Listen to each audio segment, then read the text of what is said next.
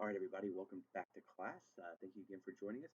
These are the lectures for chapters 4, 5, and 6. In these chapters, we begin to get into the individual markets that we will be talking about selling to. So, we kind of touched on associations, corporate, and then the SMERF markets. And we're going to touch on each one of those in this lecture. So, I'm going to go through them very briefly. The chapters do an absolutely fantastic job of getting into more detail and the nuances of each type of market. So the one we're going to start with first here is the association market. The association market is probably the largest of all markets and probably the one that's most beneficial to most major cities. So Indianapolis being no different. Again, annually, the book talks about 30 to 40% of rooms being filled by the association market. That number may actually be higher in a city like Indianapolis. We have a ton of associations come through, and it's everything from archery association to trade shows that talk about high tech to automobiles. Again, you name it, Indianapolis has hosted it. So it's fantastic what they bring to the city. And again, it's a unique market in the sense that, unlike and the book's going to go into this, but unlike the corporate world, associations usually have a group that makes the decision. So when you're selling a city, when you're selling a hotel, it's not that you have to convince one person.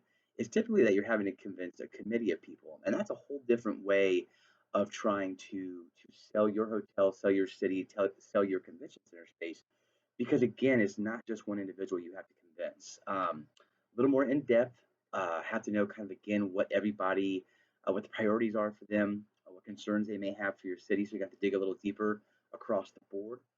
When we talk about association meetings, the size of associations vary. You have those that are citywide size, right? So again, for Indianapolis, you're going to use the JW, the Downtown Marriott, the Omni, the Hyatt, the Crown, what have you.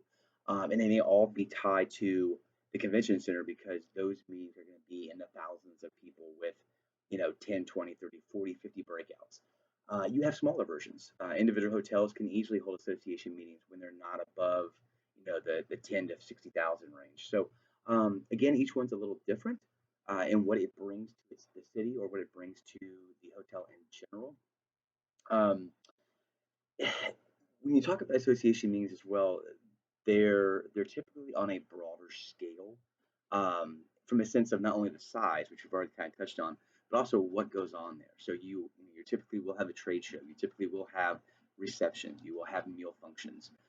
In some cases, you may have special events. I've been to plenty of conferences where there were golf outings.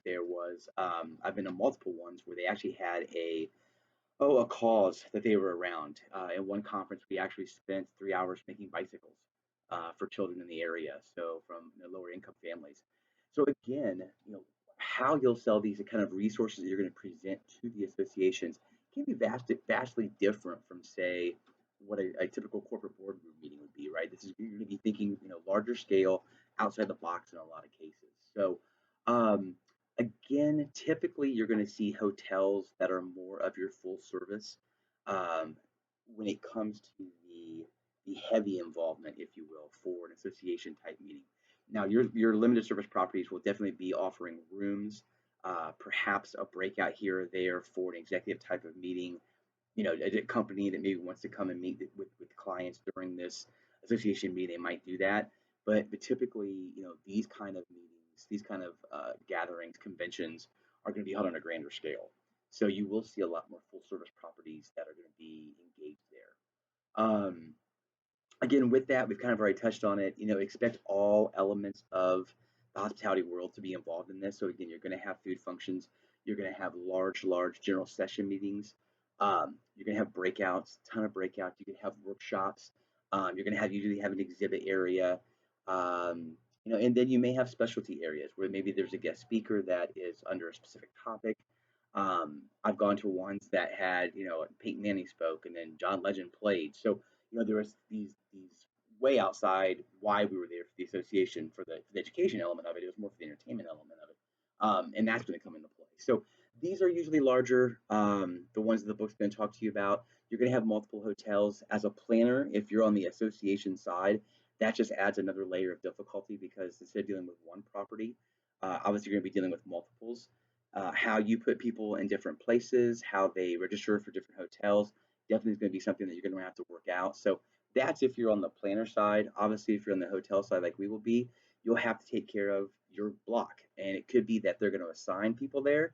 It could be that it's a free for all, and it's on a website, and those in attending will just pick what hotels they want to stay out until they're full.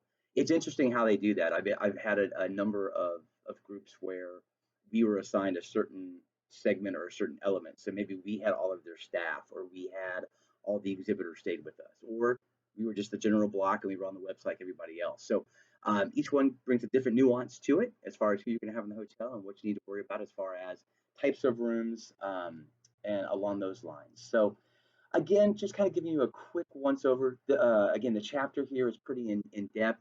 It's going to talk to you a great deal about where associations come from, the kinds of associations that we work with.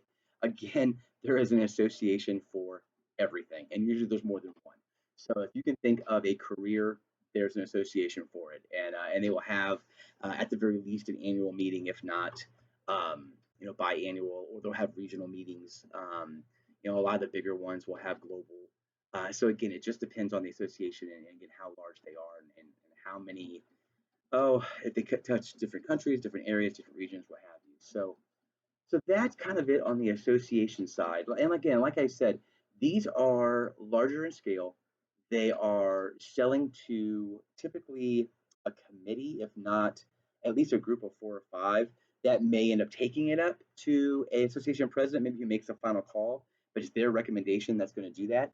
The other what kind of such association meetings are part two is these were booked way in advance. So, for instance, the person who did our association meetings, she would be talking with planners who were coming in 4 years or in 5 years. They're booking that far out. So it's a different way of thinking as well, because again, it's not they're not pushing up against something maybe that's already in the hotel. You're needing to know what your hotel is going to be doing over those next 3 to 4 or 5 years. Are there renovations that are coming? Are there improvements that are coming? If so, you need to make sure you share that with obviously the planners of those association meetings. So definitely a unique and different world to work in the association market, but one also that is fascinating just for the pure size of it and for the number of individuals who come and from where they come from. We've had again conferences where they came from all across the world, and it was very interesting to meet the attendees. So, so that is the association market. The next one we're going to bring up is the corporate market, and so obviously this one's a little bit more near and dear to my heart because this is the one that I worked in for about 10 years. So the corporate market, in some ways, like the association market, does bring a large amount of variety to your hotel because, um, again, there are so many different companies out there, and that was the beauty of working in the corporate market is no day was the same. So one day I might be talking to somebody who's working for Rolls Royce. The next day it could be someone from Nike. And the day after that it's Siemens or Cummins. And then a day or two later I'm working with someone from a tech company. It was always different. It was always new. And the needs of the corporate market vary greatly. Everything from your board meetings, which are small and intimate, to product launches, which are usually much larger in scale. It could be training sessions for sales teams. It could be HR reviews for the entire company, just depending how big they are. So these are typically very Oh, I don't want to say driven is the wrong word. They're very specific in a lot of cases, and so what brings someone to the hotel. Now they can end up being nearly as big as some of the smaller associations where you have a company come in, and I can remember we had Siemens come in to Indianapolis, and they had 6,000 sales managers. So again, that we didn't hold that all in our hotel. That was across the city, but they had events as if they were an association. They did a pass and kick program over at Lucas Oil Stadium. They had dine-arounds, and they were using the convention center for all of their meetings. So that's on the very, very high end. More often than not, you'll have meetings that are probably more regionally based, possibly locally based. And in those, again, are going to be anywhere between 25 and maybe 400. In your bigger meetings, you're going to have, again, your food, everything from hospitality events, where it's meet and greets and maybe it's light food, but it's more bar, to full blown meals, lunch, dinners, breakfasts, what have you, grab and goes. These are pretty unique in that a lot of times there's a specific purpose for the company being there, and then there's ancillary things that are going on around it. So, um, again, like I said, and again, the book does a fantastic job of really getting into some of the minutiae. I don't want to do that in the lectures because that's going to make these, half an hour long, and that's not what they're there for. Just kind of give you a quick overview. So, again, some of the types of meetings that you'll see, again, it's going to be everything from 3 or 4 day meetings where, it might be a complete a product launch or an overview for the company. They're going to break it down in specific areas. Accounting is going to go here, marketing is going to go there, HR. Then they're actually going to go through skill training in their particular area. It could be more specific in the sense that maybe it is a change of ownership and they're going to come in for 3 days and it's strictly negotiations. And so all they need is a rather large ballroom and it's those individuals who are working there. Corporate meetings go all over the place. It could be a sales team that's coming in too. It's going to be reviewing what next year is going to look like. And it's 25 sales managers and a director, and they're pounding out what their marketing plan is going to be like we talked about in our last chapter. So again, most of your full service hotels can handle just about any size meeting, except for the really really big ones. Again, like a Siemens bringing in all their sales managers. You can see at limited service properties they also may hold corporate meetings because again, most of them have about it depends on the brand, but you're going to have a conference room that'll hold between 25 and 50 typically. So they can take on small corporate meetings and have them there as well. So again, the corporate sector, the beauty of this is too, obviously you if you're going to sell in the corporate market, you're working at only your own backyard, but your region as well as national. Um, I was given full range to go after any and all companies. So obviously we wanted to know the ones who were nearest and around us. Then we began to work with headquarters who were within our region. And then obviously, the bigger corporate names domestically that maybe have a presence in our area. So whereas Pepsi's not headquartered here in Indianapolis, they have a number of bottling plants, they have a number of producers. So again, we would go after Pepsi. Coca-Cola is much the same way.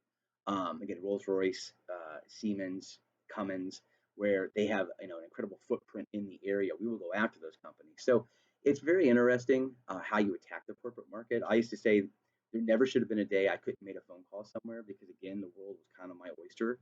Um, so that will keep you quite busy. And again, like I said, the variety can be everything from needing 100 overnight rooms for 4 straight days to needing no overnight rooms but meeting space because they are all local. They're not spending the night. So there's a lot of variety in that corporate market.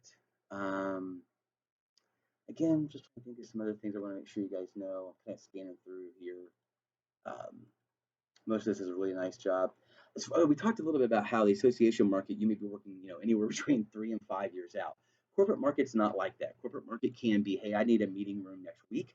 I need a meeting next year. It's a variety. I've had everything again from tomorrow. Somebody popped in unexpectedly. We need to have a meeting. We need to put the VIP up. We didn't know they were coming, and I'm putting something together within 24 hours. Typically, those are smaller. Um, I've had ones who've booked out a year in advance. Those typically are bigger. And so, again, a nice variety in there. So, and again, that's where it's really key. And when we kind of touch on it a little bit, the relationship you have with your planners, the association market, obviously, there's a longer turnaround, right? I get you once, and they rotate those a lot of times. So you may go from Indianapolis to LA to Dallas, and then Indianapolis is back on the rotation 5 years later. The corporate market isn't always like that, especially when you have good sized local businesses. When they have a need, they'll come back to the same hotel. So your relationship and how you um, stay in touch with your planners, how you make sure that you keep them aware of things that are changing at the hotel for the better, that's key.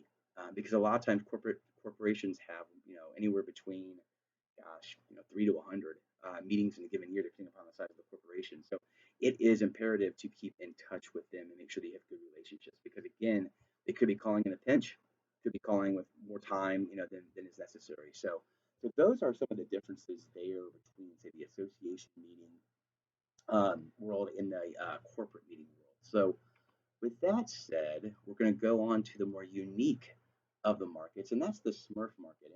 And as we kind of talked about in the last lecture, it would not be uncommon for any one of these. I'll give you the acronym again, what it stands for. Typically, it's social or sports, military, education or entertainment, religion, fraternal. Now, we kind of cram them all together.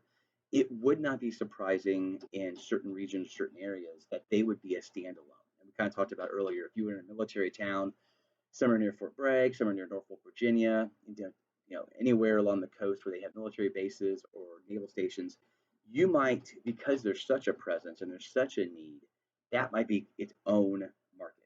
And so you wouldn't be under SMERF. You would take that and be separate. So it might be corporate associations, military, and then obviously taking the S out, you'd be SURF. So a lot of acronyms in this industry. So again, each one of the markets that make up SMERF are unique in their own way. When we talk about sports or social, typically you're looking at rooms where you're having a large groups of people come in, and when we talk about the youth part of that, you need doubles, right? You're looking at rooms because say it's a youth sports program, they're trying to save money in a lot of cases, so we're trying to double up people in rooms, put four in a two-person or two-bedroom room. So again, understanding those elements. A lot of times with the travel teams, they may need a laundry facility because they're playing multiple games in a day. Uniforms have to be cleaned. They're looking for obviously the ability to eat when they're not playing games, right? That's another element of it as well. So what's around you? Can they eat in a hotel? Can they eat nearby? What's the transportation like? Do they have to have their own cars? Is there a hotel van? So all of those elements are things that you'll go into when you talk to those. A lot of times too, youth sports programs typically are budget conscious as well. Now, that may flip totally in the sports market if you're talking about professional teams, right? If you have the Lakers coming in, if you have the Pacers coming in, if the Colts are on a road trip and they're playing in Buffalo, those guys aren't worried about money. Okay, they've got plenty. So they're going to want your best rooms in your hotel. They're going to want security on the floors. They're going to make sure that they're not bothered while they're there. Food's going to be held in a separate ballroom. It's probably going to be high quality. And so again, that sports world can go from one dynamic of really, really budget conscious all the way up to this other one where now when I worry about money, but security becomes a big deal. Because again, you have all these people who are going to be well known and people are going to want to get close to them, and yet they're there to play a game. And it's very important. So again, you know, interesting how that within a market it can be so diverse. And as you go down the line, it's the same thing, right? So again, we talk about military, right? Is it the families? Is it someone coming back from leave? We've had things at our hotel where they've actually put on kind of a re-immersion campaign for units that were coming out of combat who would go through this. They would stay with us in the hotel and they would actually go through their program in one of our ballrooms. And the idea was to kind of reacclimate them coming from a combat zone into back to civilian life. What does that look like? Totally different than say a corporate meeting. Look at religious again. Historically, religious groups are looking for the best deal possible. Usually, they're the ones that you go after during, especially like in our area, we always went after the religious groups in the colder months because we could offer an incredible deal. Because obviously in Indianapolis, when there's 2 feet of snow and 3 inches of ice, not many people want to come here. A religious group who's very budget conscious may go, yeah, if you're going to offer us $79 a night, we'll take that. And of course, on our end, we're going, well, it's these colder months. There aren't many people in the city. $79 for a room is better than $0 for a room. We're going to take you right away.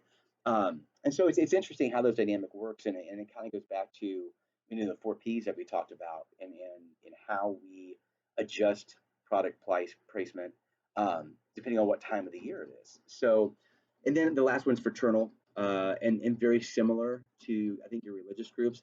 A lot of times those groups also are very budget conscious, very family oriented, just like the religious groups are typically as well. So again, when you're looking at the need for space, when you're looking at the need for food and beverage, a lot of those functions are more, communal. It's more of a community. So it's not me, the sales manager, and my director. It's me, my significant other, possibly our kids, with again someone from my church. So it's a different element, and each one brings something a little different. Now, the beauty of again your full service properties is your space is an empty canvas. You can make that anything you want.